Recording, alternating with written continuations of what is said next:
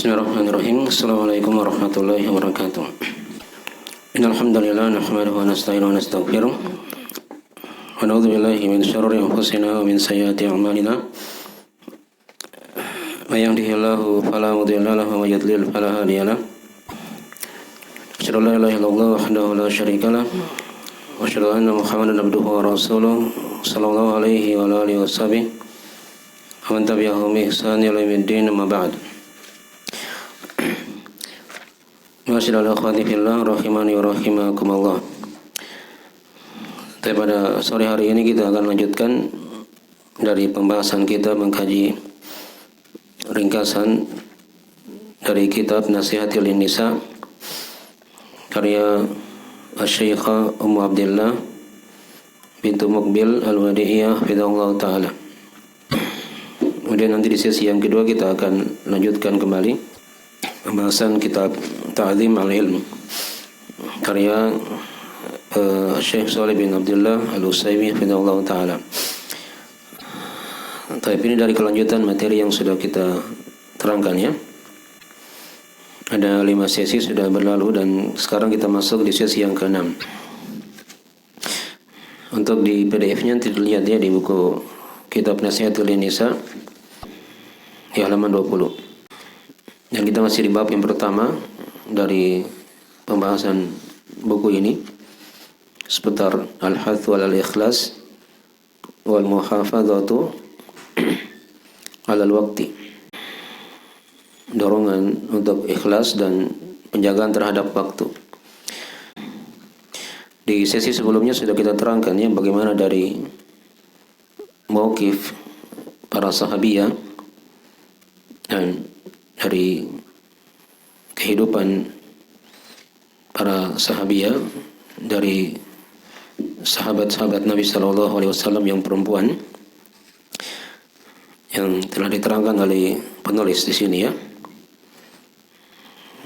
Nah, kemudian juga sudah dijelaskan dari nasihat untuk para wanita hendaknya senantiasa bersungguh-sungguh dalam ketaatan kepada Allah Subhanahu wa taala dan senantiasa mengingat dari pesan Nabi sallallahu alaihi wasallam akan 3 perkara itu.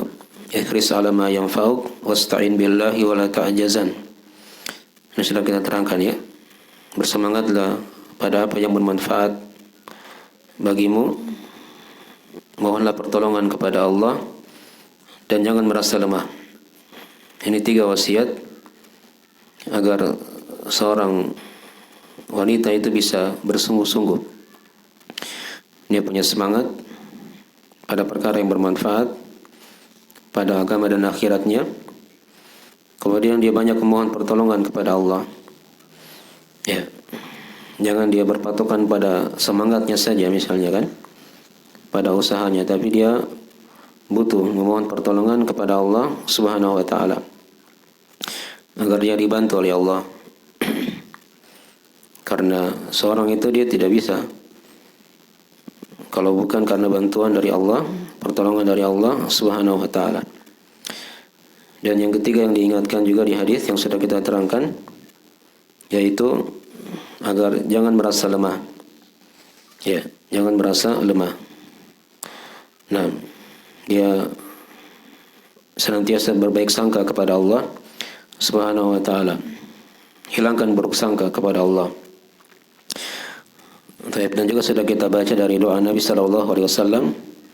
Ini doa bagus dihafal ya, dibaca di salat atau di doa-doa keseharian. Nah, Allahumma inni a'udzubika minal ajazi wal kasali. Ya Allah, sungguhnya aku memohon perlindungan kepadamu dari al-ajaz. Al-ajaz ini kelemahan, dan yang kedua al-kasal, yaitu kemalasan. Baik. Jadi Nabi SAW senantiasa berdoa kepada Allah agar senantiasa dijauhkan dari sifat lemah dan sifat malas. Karena 2 perkara ini telah diterangkannya oleh Ibnu Al-Qayyim rahimahullah taala dari sebab seorang itu diharamkan atas segala sesuatu. Ketika dia merasa lemah padahal dia mampu misalnya. Dan yang kedua, dia bermalas-malasan mencari hal yang bermanfaat untuknya. Baik. Kemudian beliau terangkan di sini dari pembahasan berikutnya, kita baca sedikit dari pembahasan beliau.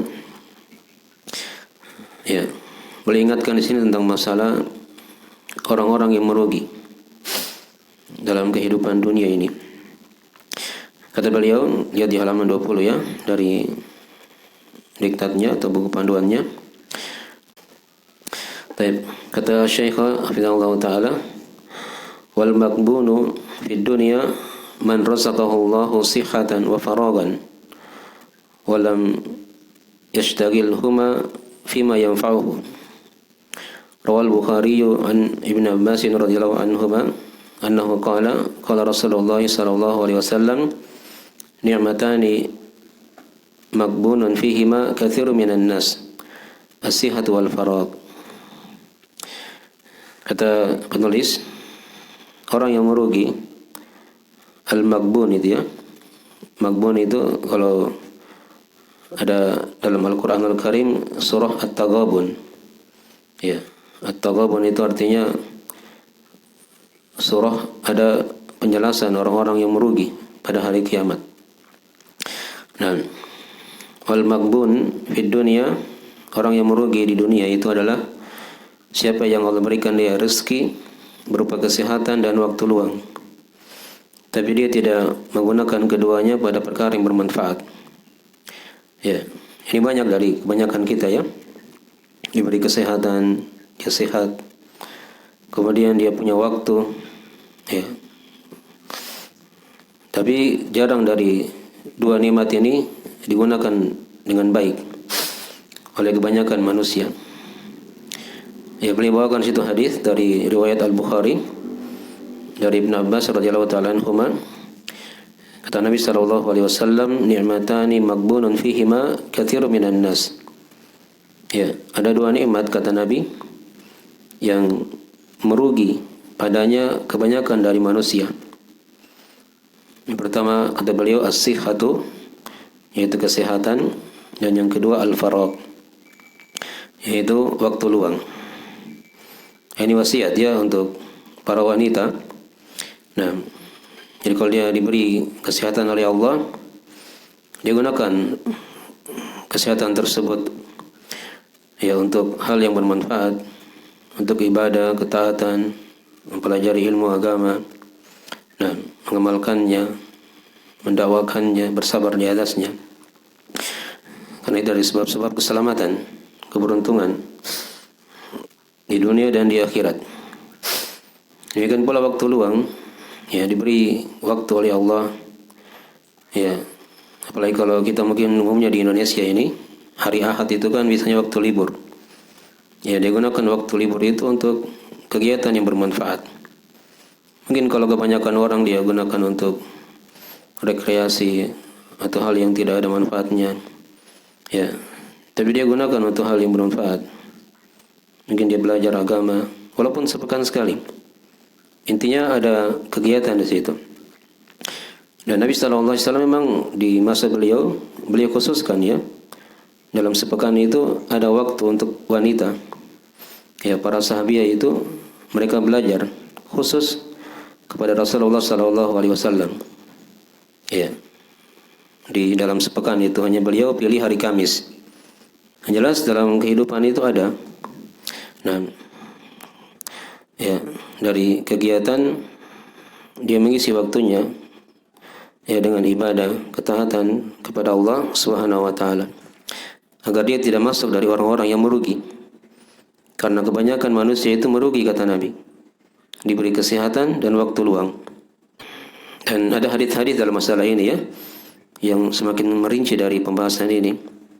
Ya, Nabi itu berpesan, gunakan kesehatan sebelum datang waktu sakitmu. Ya, gunakanlah waktu luangmu sebelum datang waktu sibukmu.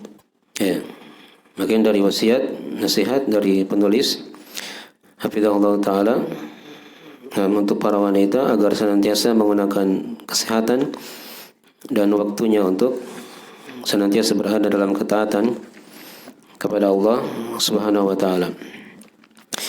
Baik, berikutnya beliau bawakan perkataan Ibnu Katsir rahimahullah taala dalam memberikan komentar hadis yang telah kita bacakan.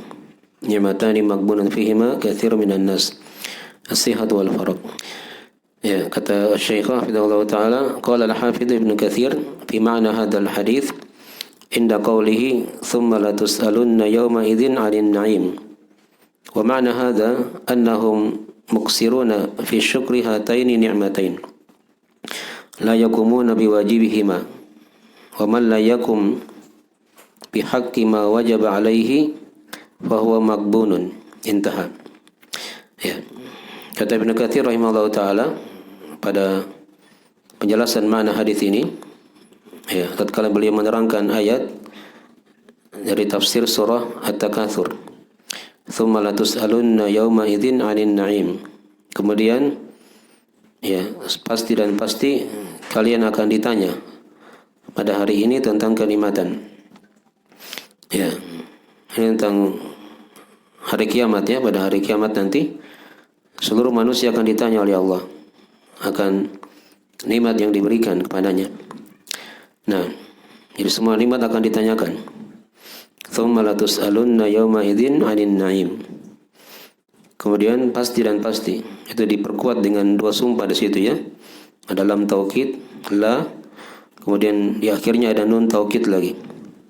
Jadi pasti dan pasti benar-benar kalian akan ditanya, ya, pada hari ini tentang kenikmatan yang diberikan oleh Allah Subhanahu wa taala.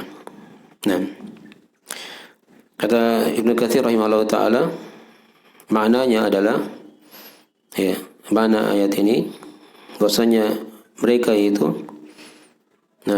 muksiruna fi syukri hataini ni'matain.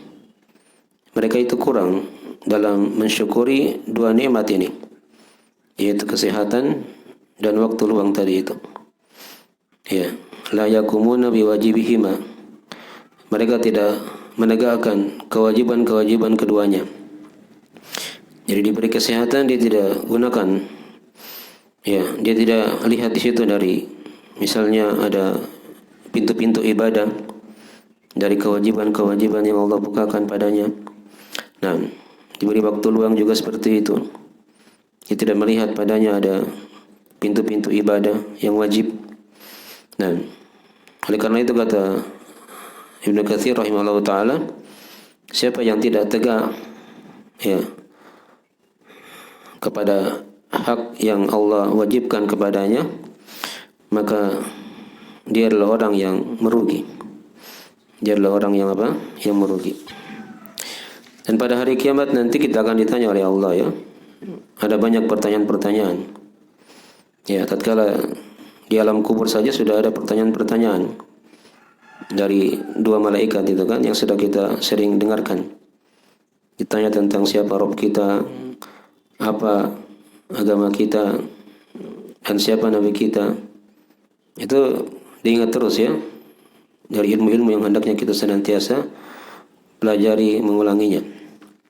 Nah, kemudian di hari kiamat banyak pertanyaan dari Allah Subhanahu wa taala. Ya, diterangkan dalam ayat-ayat Al-Qur'anul Karim, dalam hadis-hadis Nabi sallallahu alaihi wasallam. Dan di mana kita itu tidak ada penerjemah antara kita dengan Allah Subhanahu wa taala. Dan itu diterangkan dalam hadis-hadis. Ya, di antaranya kata Nabi sallallahu alaihi wasallam, "Ma minkum min ahadin illa sayukallimuhu rabbuhu laisa bainahu wa bainahu turjaman." Tidaklah ada salah seorang di antara kalian kecuali akan diajak bicara oleh Rabb-nya pada hari kiamat, maksudnya, ya, di mana tidak ada antara dia dengan Allah penerjemah. Artinya pasti dipahami. Ketika Allah tanya kita, kita akan menjawab. Ya, maka hamba ini dia akan melihat. Kata Nabi, fayanzuru aymana minhu fala yara illa ma qaddam wa yanzuru ash'ama minhu fala yara illa ma qaddam wa yanzuru tilqa wajhihi fala yara illa an-nar tilqa wajhihi. Ya, fattaqun nar wa la bisyiki tamra wa illa fa bi kalimatin thayyibah. Maka orang ini dia melihat ke sebelah kanannya, maka tidaklah dia melihat kecuali apa yang dia telah persiapkan dari amalan baiknya. Lihat sebelah kirinya juga seperti itu. Dia tidak melihat kecuali amalan jeleknya yang dia telah lakukan. Kemudian dia lihat ke arah depannya, kata Nabi, dia tidak melihat kecuali api neraka berada di depan wajahnya. Ya, maka kata Nabi, bertakwalah kepada Allah. Takutlah kepada Allah walaupun dengan bersedekah sepotong dari korma. Ya. Karena sedekah itu dari benteng yang membentengi seorang dari siksa api neraka. Walaupun sepotong dari korma, bukan satu biji. Nabi terangkan walau bisyikri tamrah. Walaupun sepotong dari korma. Bersedekah. Ya, karena sedekah ini dari amalan yang besar. Ya, bukan dilihat pada besarnya itu sedekah, tapi dilihat keikhlasannya. Lihat wanita pelacur itu kan di masa Bani Israel. Diterangkan dalam hadis ya. Dia berlalu di padang pasir. Ada sumur di situ. Di sekitar sumur itu ada anjing yang sedang kehausan. Maka dia turun di situ, mengambil air di sumur itu. Dia penuhi kondenya dengan air, kemudian dia minumkan anjing tersebut yang sedang kehausan. Ya. Nah, maka dengan sebab itu kata Nabi, Allah ampuni dosa-dosanya. Padahal ini perempuan pelacur. Ya. Perempuan pelacur. Diampuni oleh Allah dengan sedekah satu konde dari air itu. Itu pun yang dikasih bukan manusia. Yang dikasih hewan yang najis, anjing. Dipahami ya? Maka bagaimana pula kalau dia kasih misalnya orang atau manusia? Ya, bagaimana pula kalau dia kasih orang yang diharapkan padanya ada manfaat untuk kaum muslimin dan seterusnya ya? Maka itu akan semakin semakin besar pahalanya. Ya, semakin besar keutamaannya di sisi Allah Subhanahu wa taala. Di sakaratul maut itu diterangkan dalam Al-Qur'anul Karim ya. Ada orang yang berkata, ya, laula akhartani ila ajalin qarib fa asaddaqa wa akum minas salihin. Ya. Dia berkata, andai kata Allah ya tunda dulu ya ajalku ini walaupun sedikit saja agar aku bisa bersedekah. Bersedekah. Karena memang itu yang diharapkan. Itu yang diharapkan dari amalannya. Nah, jelas dari pembahasan masalah sedekah itu sangatlah banyak, luas. Maka ini hendaknya diperhatikan ya. Ya. Jadi di hari kiamat itu ada pertanyaan-pertanyaan tentang siapa yang kita ibadahi di muka bumi ini. Apakah kita telah menjawab dari seruan para nabi dan rasul, itu nabi kita Nabi Muhammad SAW. Kemudian ada pertanyaan yang lain lagi pada hari kiamat, ya, akan 4 perkara itu kan. Karena kata Nabi SAW, tidak akan bergeser kaki anak Adam pada hari kiamat sampai dia ditanya akan 4 perkara. Tentang umurnya, di mana dia habiskan umur itu. Tentang masa mudanya, di mana dia usangkan. Ya. Jadi masa muda akan ditanya pada hari kiamat khusus. Masa muda itu bagian dari umur, tapi dia punya keutamaan. Ya, punya keutamaan khusus. Tentang hartanya, dari mana dia dapatkan dan kemana dia belanjakan. Ya, ditanya lagi tentang harta. Tapi di harta itu ada 2 perkara. Ya, dari mana dia dapatkan dan kemana dia belanjakan, dia sedekahkan harta tersebut. Kemudian yang keempat, tentang ilmunya. Apakah dia sudah mengamalkan ilmu itu? Jadi dia belajar agar dia bisa beramal.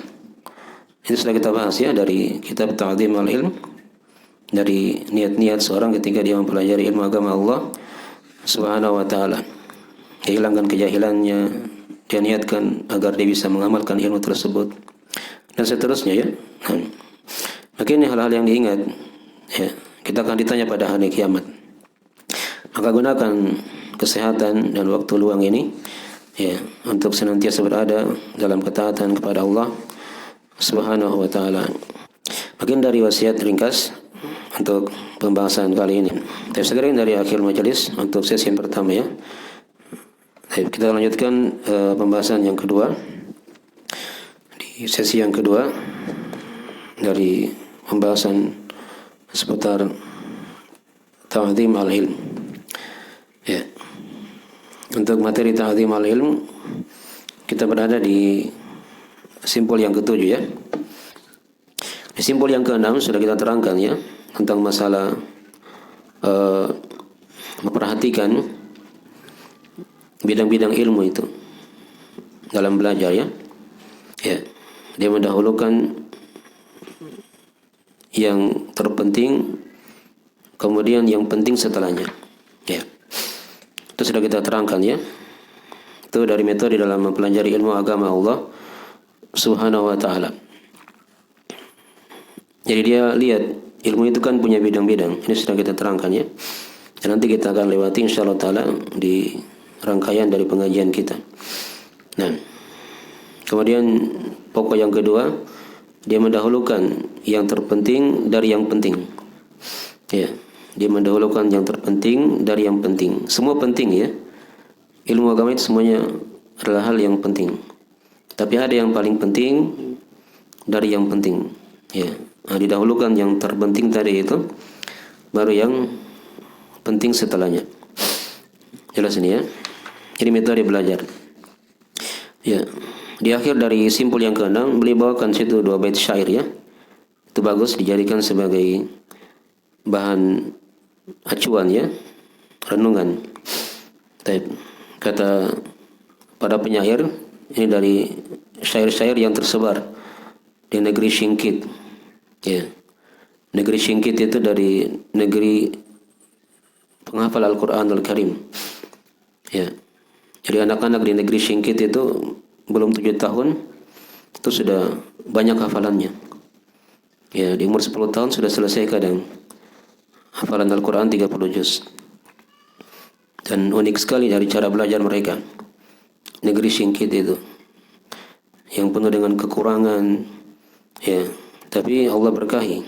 Nah, kata mereka, kata orang Singkit, wa in turid tahsila fannin tammima wa an siwahu qabla al-intihai ma wa fi taradu fil ulumil man'uja in tawaman istabaqa lay yakhruja. Ya, kata orang-orang Singkit, jika engkau ingin menghasilkan bidang ilmu, maka sempurnakanlah bidang tersebut. Ya. Dan selainnya sebelum selesai, maka jauhkanlah. Nah, karena pada penggabungan ilmu-ilmu itu adalah hal yang terlarang. Sebagaimana 2 bayi kembar ya, jika dia berlomba ya, keluar dari perut ibunya, maka tidak akan bisa keluar. Tidak akan bisa keluar. Satu dulu baru disusul satu lagi. Ya. Ini sangat indah ya, kita lihat dari 2 bait syair dari orang-orang Singkit. Jadi kata mereka, jika engkau ingin menghasilkan ilmu, ya, maka sempurnakanlah satu bidang ilmu dulu. Itu cara belajar. Nah, sempurnakan sampai selesai buku itu misalnya kan. Ya. Kalau belum selesai bidang ilmu tersebut, maka yang selainnya itu jangan kamu toleh dulu. Ya. Kita belum mungkin dari pembahasan satu bidang. Nah, karena kenapa? Karena kata mereka, pada penggabungan ilmu-ilmu itu adalah hal yang terlarang. Ya, itu kebanyakan orang ya seperti itu kondisinya. Kalau dia belajar misalnya, dia gabung banyak bidang di situ, ya kebanyakan orang itu kadang pusing. Ya, jadi selesaikan satu-satu dulu. Selesai satu, dimungkinkan, ya, dimantapkan begitu ya, lancarkan, baru pindah kepada bidang yang lain. Diibaratkan tadi seperti 2 bayi kembar. Kalau misalnya ada seorang ibu, ditakdirkan dia melahirkan 2 bayi kembar, itu tidak akan bisa keluar sama-sama. Ya, pasti satu dulu keluar, baru keluar lagi adiknya. Ya gitu kan? Nah, seperti itu orang belajar. Ya, ibaratnya ya. Dia tidak bisa teguh sekalian. Misalnya ilmu-ilmu yang banyak itu, tapi sedikit-sedikit dia ambil. Taip.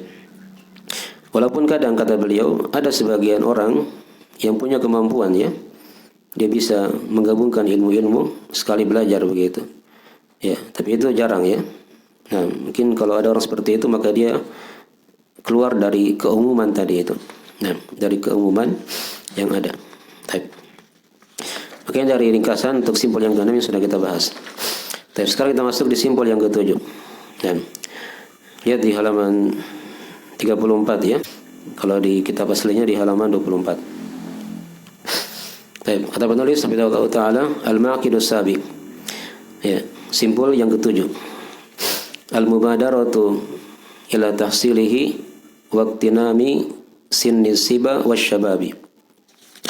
Ya. Ini simpul yang ke-7 dari simpul dalam ta'zim al-ilm, dalam mengagungkan ilmu agar ilmu itu mudah dipelajari, ya diberkahi oleh Allah Subhanahu wa taala. Itu bersegera dalam menuntutnya, mempelajarinya dan memaksimalkan ya umur masa muda itu dalam belajar. Nah, jadi ini dari simpul yang ke-7 ya, seputar ta'zim al-ilm. Jadi dia bersegera dalam mempelajari ilmu agama Allah Subhanahu wa taala. Jangan tunda-tunda waktu. Kapan ada kesempatan dia masuk di situ. Itu prinsip ya yang dipegang dalam kehidupan. Karena ketika dia banyak bilang nanti, itu tidak akan bisa dia belajar. Ya. Jadi di sini penulis Syekh ingatkan seperti itu. Bersegera dalam mempelajari ilmu agama. Nah, apalagi kalau dia masih muda, itu hendaknya dimanfaatkan baik-baik usia muda itu. Ya, dimanfaatkan baik-baik usia muda. Hanya bukan berarti orang tua tidak bisa lagi belajar ya. Nah, nanti akan diterangkan oleh Syekh di akhir dari simpul ini. Adapun adilah dalam masalah ini kembali kepada ayat-ayat yang umum ya, seperti fastabiqul khairat, berlomba-lombalah kalian pada kebaikan-kebaikan. Dan ilmu agama itu dari kebaikan yang paling terbaik. Wasari'u ila magfirati min rabbikum, bersegeralah kalian pada pengampunan Rabb kalian. Sabiqu ila magfirati min rabbikum, berlombalah kalian pada pengampunan Rabb kalian. Itu ayat-ayat ya yang mendasari dari simpul yang ke-7 ini. Nah, ada kesegeraan dalam belajar. Kapan terbuka waktu belajar, dia belajar di situ, dia masuk. Ya, jangan dia tunda-tunda. Apalagi kalau kita hubungkan tadi ya dengan nasihat wanita tadi yang sudah kita terangkan. Ya, dia punya kesehatan, waktu luang, dimanfaatkan baik-baik sebelum datang sakit atau kesibukan. Nah, apalagi kalau dia masih punya ya usia muda yang diterangkan di sini ya oleh Syekh Hafizahullah Ta'ala. Usia muda itu diterangkan dalam adilah dalam masalah ini ya. Nah, karena penghuni surga itu diterangkan ya, baik itu laki-laki ataupun perempuan, dia dihidupkan oleh Allah pada hari kiamat nanti, masuk ke surga, dan itu usianya sekitaran 33 tahun. Ya, sekitaran 33 tahun. Jadi kalau misalnya ada anak kecil yang meninggal, akan dicukupkan umurnya sampai 33 tahun. Ada orang tua yang meninggal, akan dikembalikan dia seperti umur 33 tahun. Itu penghuni surga seperti itu. Sama semuanya. Sebaya. Dan itu dianggap usia yang paling bagus. Ya, usia muda namanya. Itu masih muda ya. Nah, Nabi itu kan menerima wahyu di puncak umur yang paling terbaik, yaitu pada umur 40 tahun. Pada umur 40 tahun. Dipahami ya? Baik. Jadi dari gambaran-gambarannya dari umur itu. Dan seputar masa muda ini banyak kalau kita baca ayat-ayat ya, hadis-hadis tentang keutamaan ya dikhususkan oleh Allah dan Rasulnya bagi orang-orang yang menjumpai masa muda. Lihat seperti kisah Ashabul Kahfi itu kan, itu diabadikan dalam Al-Quranul Karim. Ya, dikatakan dalam Al-Quran, innahum fityatun amanu bi rabbihim. Mereka itu para pemuda, ya, yang beriman kepada Rabb mereka. Itu ciri anak muda yang dipuji, diabadikan sebagai pengukir sejarah, dibaca ayatnya sampai hari kiamat. Dan tadi sudah kita baca hadisnya ya, masa muda itu akan dipertanyakan pada hari kiamat. Ya, an syababihi fima abla, tentang masa mudanya, di mana dia usangkan masa muda itu. Ya, ini dari sebagian ya dari adillah dalam masalah ini. Baik. Di situ kata beliau bawakan dari perkataan Imam Ahmad rahimahullah taala. Kata beliau, qala Ahmadu masyabahtu syababa illa bi syai'in kana fi kummi fasaqata. Ya, kata Imam Ahmad rahimahullah taala, aku tidak memberikan permisalan untuk masa muda itu kecuali seperti sesuatu yang ada di kantongku, ya, di sakuku, ya, kemudian dia jatuh. Ya, ini permisalannya dari para ulama tentang masa muda itu. Ya, kadang ada sesuatu yang kita taruh di kantong, jalan, ya, kadang tidak terasa sesuatu itu jatuh. Itu masa muda ibaratnya. Kadang dia berjalan dalam kehidupan, tak terasa dia sudah tua. Ya, hilang dari kesempatan sudah, dari waktu-waktu yang gemilang dalam mempelajari ilmu agama Allah Subhanahu wa taala. Nah, ya, beliau terangkan di situ sebagian dari keutamaannya. Kenapa disuruh belajar di masa muda? Wal ilmu fi sinni syababi asra'u ila nafsi wa aqwa ta'allukan wa lusuqa. Ilmu pada masa muda itu lebih cepat masuk dan lebih kuat melekatnya. Dipahami ya? Dibawakan lagi perkataan Al-Hasan Al-Basri rahimahullah ta'ala. Kata beliau, al-ilmu fi sigar kan naqshi fil hajar. Ya, ilmu di masa kecil itu, di masa muda itu seperti mengukir di atas batu. Ya, seperti mengukir di atas apa? Di atas batu. Ya, kalau ada orang yang ukir sesuatu di atas batu, itu tidak akan hilang ukirannya. Ya. Dan itu ada kalimat boleh yang lainnya. Al-ilmu fil kibar kan naqshi fil ma. Adapun kalau ilmu di masa tua itu seperti ukiran di atas air. Seperti ukiran di atas air. Jadi kalau dia ukir di atas air hilang, ukir hilang, ukir hilang. Itu ibaratnya ya, itu kebanyakan begitu ya. Dan nanti akan diterangkan dari pengecualian dalam masalah ini. Baik.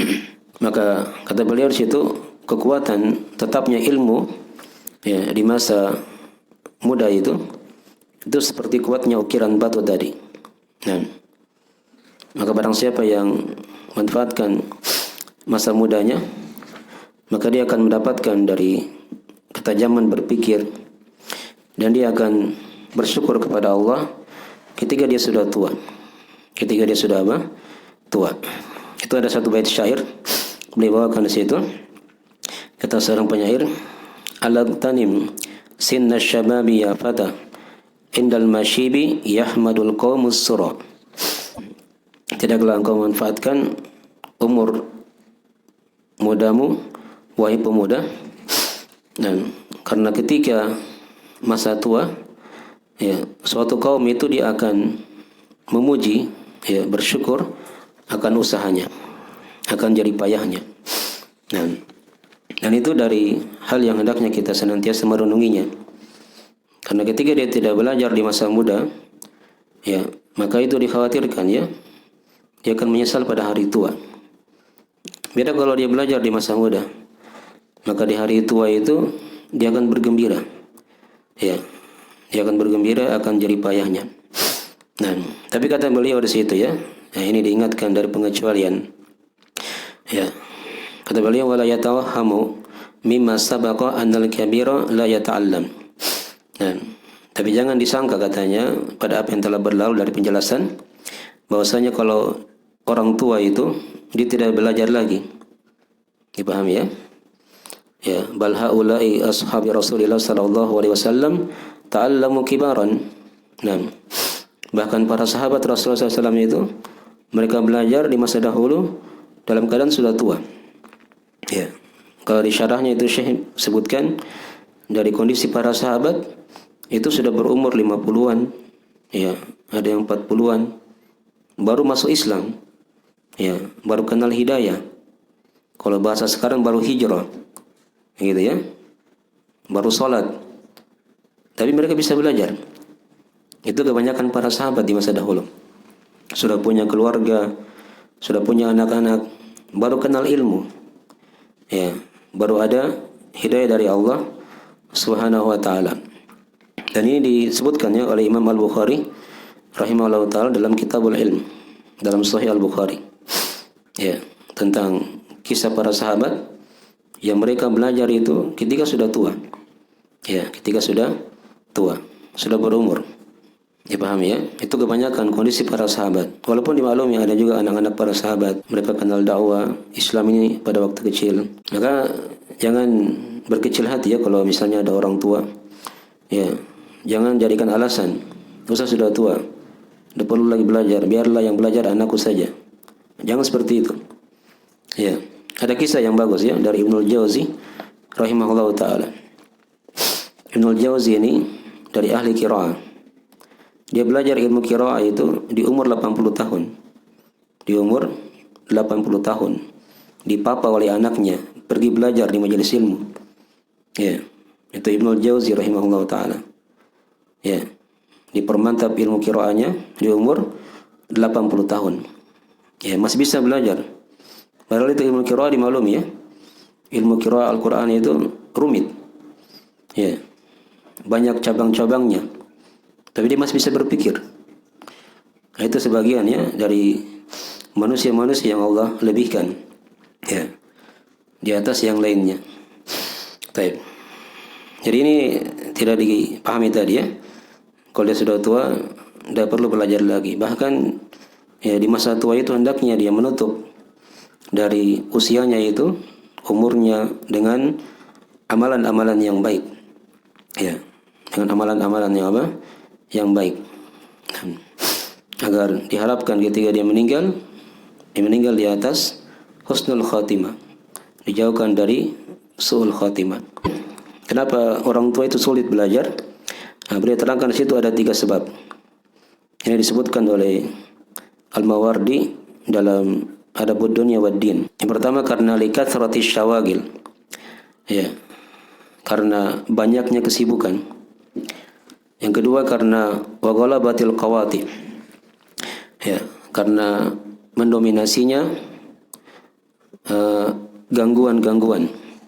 Nah, dan yang ketiga wa takatsuri al-alaik.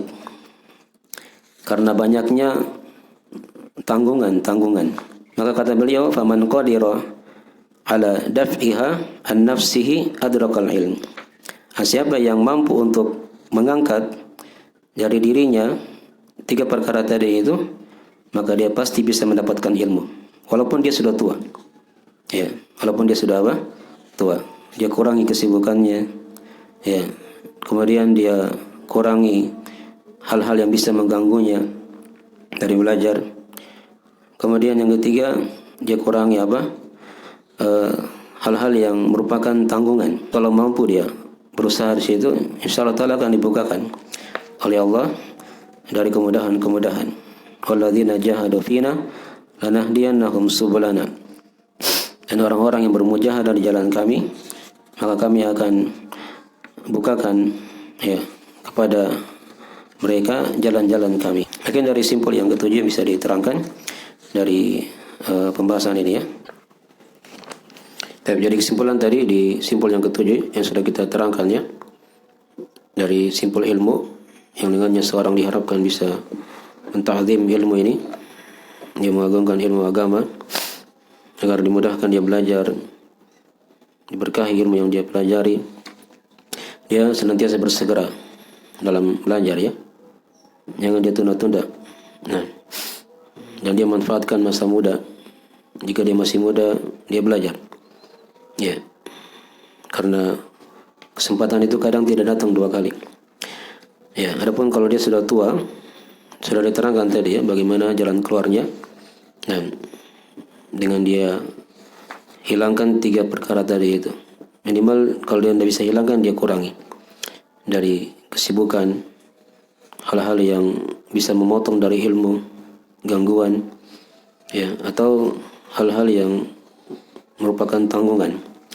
Ya, kalau dia bisa hilangkan 3 perkara ini, maka biarpun dia sudah tua, maka dia masih bisa belajar insyaallah ta'ala. Karena ukurannya dia belajar itu sepanjang dia masih bisa berakal.